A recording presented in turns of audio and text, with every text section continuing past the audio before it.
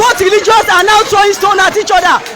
The Muslim and the Christian. The Christian are throwing stone from the church, while the Muslim are throwing from the outside.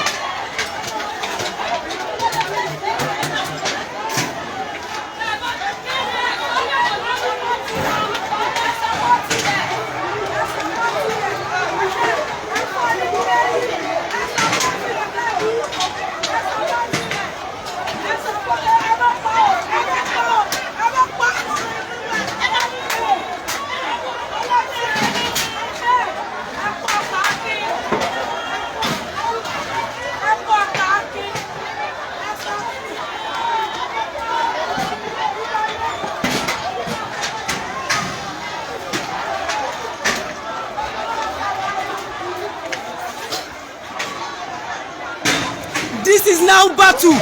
The violence are now erupted at Surulere Baptist Church and Baptist Secondary School. The Muslim and Christian are now throwing stone at each other. As you can see, the police are powerless now. They have nothing to do.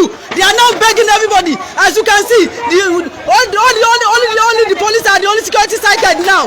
As you can see, they are now throwing stone at each other. Christians are throwing stone from the church, while Muslims are throwing inside. As you can see.